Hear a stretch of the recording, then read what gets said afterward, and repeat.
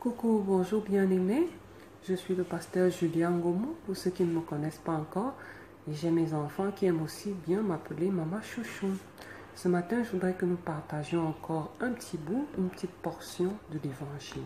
Alors nous allons lire dans Galates chapitre 5, le verset 26. Il est écrit: « Ne cherchons pas une vaine gloire en nous provoquant les uns les autres, en nous portant envie les uns aux autres. » Bien aimé, lorsque j'ai lu ce passage, j'ai trouvé qu'il était au centre des préoccupations quotidiennes des êtres humains. En général, nous essayons de nous donner de la valeur, de nous donner de l'importance, de montrer aux autres que nous ne sommes pas rien. Et très souvent, quand nous avons le sentiment d'avoir été pris pour rien du tout, ça ne fait pas du tout plaisir.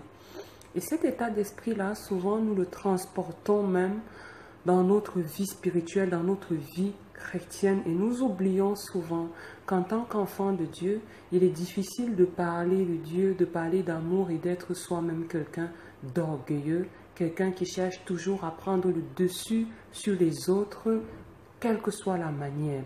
En tant qu'enfant de Dieu, le Seigneur nous exhorte plutôt à un peu d'humilité. Il nous exhorte plutôt à ne pas nous porter envie. Alors le point de l'envie a attiré particulièrement mon attention. Et en essayant de le définir, j'ai trouvé qu'il est dit que l'envie, c'est le sentiment de haine. C'est le sentiment de colère que l'on éprouve lorsqu'on est en face de la réussite, du bonheur de l'autre. Et ça, si nous fouillons bien, nous avons trouvé que chacun de nous a eu un moment, une occasion de la vie où il a été envieux, si ce n'est plusieurs occasions. Moi, je sais que j'ai eu des occasions particulières où j'ai manifesté de l'envie. Mais maintenant, après avoir porté envie, où est-ce qu'on va avec cette envie? Parce que pour tout vous dire, l'envie, ce n'est qu'une pensée, mais c'est ce qu'on fait de cette envie-là qui devient problématique. Lorsque nous avons des pensées chargées d'envie et que nous prenons cette envie-là, nous commençons à agir selon ces pensées qui nous sont dictées par notre nature pécheresse. C'est là où ça devient problème parce que l'envie va nous pousser à détruire les autres.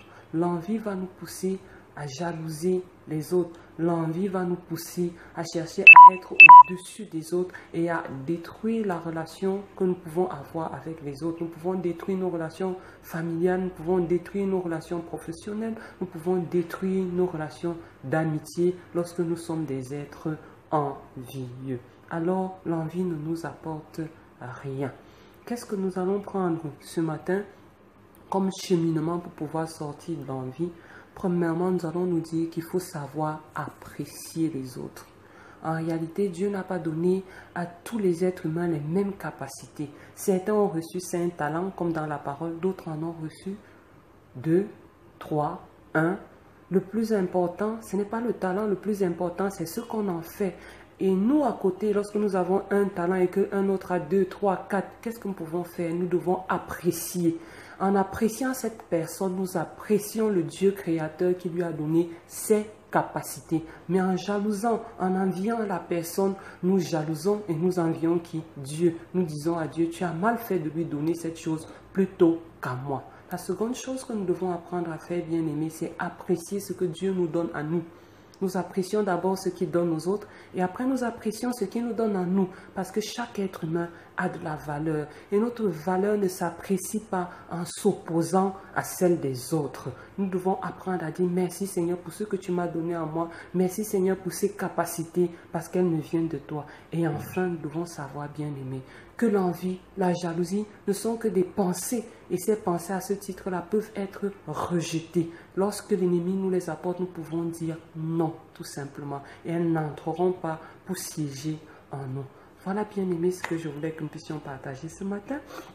Je suis très contente de l'avoir partagé avec toi et je voudrais, si cela t'intéresse, que nous puissions dire un petit mot de prière pour que Dieu nous aide. Nous allons prier ensemble. Seigneur, je te rends grâce pour ta parole de ce matin, pour cette interpellation par rapport au sentiment d'envie, de jalousie et par rapport aux dégâts qu'il peut causer autour de moi. Je te prie de me pardonner pour toutes les fois où j'ai cédé la place à l'envie, à la jalousie et où j'ai détruit des relations avec des personnes qui m'entourent. Restaure-moi, Seigneur, et apprends-moi à rejeter cette pensée et à me laisser régénérer par les pensées d'amour, par les pensées valorisantes qui viennent de toi.